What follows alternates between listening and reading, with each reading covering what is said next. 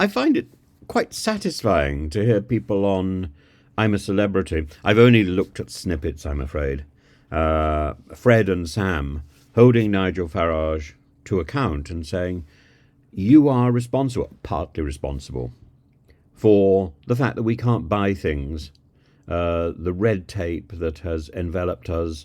One of them says that Brexit was all about migration, and they're absolutely right. And Farage doesn't really have much to say. He complains that politics is bound to get a look in. Well, of course politics is bound to get a look in because Nigel Farage has defined himself as the by politics, and he is the voice of Brexit, whether he likes it or not. Of course he likes it.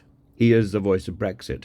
He is the unseen, well, hardly unseen, he is the puppeteer behind the throne, behind the entire Brexit movement. And he should be held to account, and he should be encouraged to answer questions rather than pontificate on television, rather than messing around on reality TV. He should be there in Parliament, answering questions, giving advice, directing what he started, because it's his responsibility.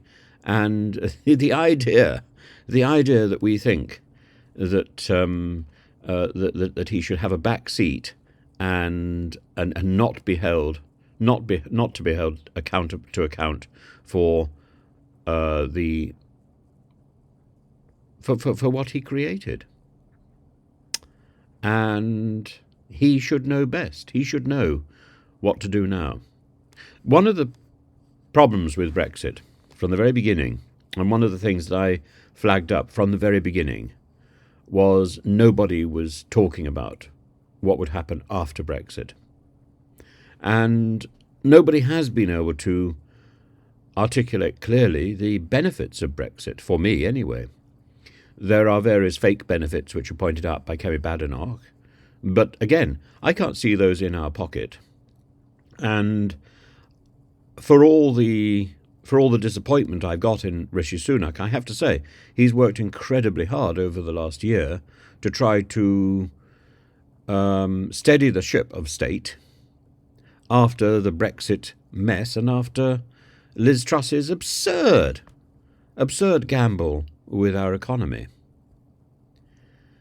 To be an independent nation, to reassert our independence, came with a demand that we should reassert our responsibility. And what we've done is to assert our immaturity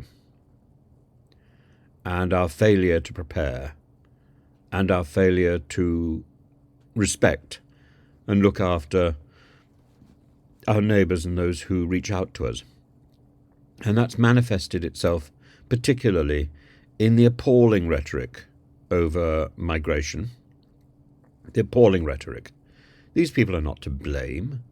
These people are victims themselves.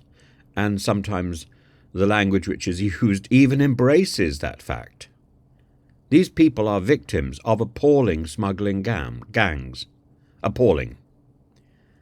And they are the ones primarily being penalised. You come into this country, you are penalised. You come into this country, you know nothing except there is a history of Britain being accommodating, being fair, and being sound. Where else would you look?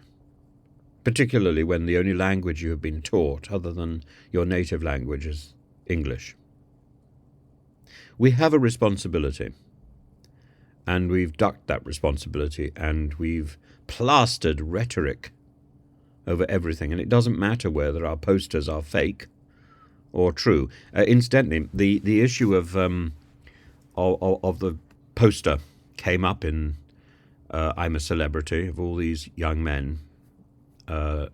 This poster, which is very much based on the Saatchi poster, which was so successful for Thatcher, Labour isn't working. And Nigel Farage's poster was a fake poster. And that isn't he wasn't prepared to admit that. Instead, he deflected by talking about the concept of immigration and the concept of people coming to this country. That's not what Sam and Fred, I think his name was, were getting at. They were getting at the fact that so much of this stuff, so much of the Brexit sloganising was based on false statistics, false information, and false images. And that goes back to Farage, and he should take responsibility for that. And he should explain why was he prepared to use false images. And if he didn't know at the time, great.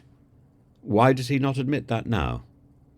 But the false images are important. And Boris has to explain this too.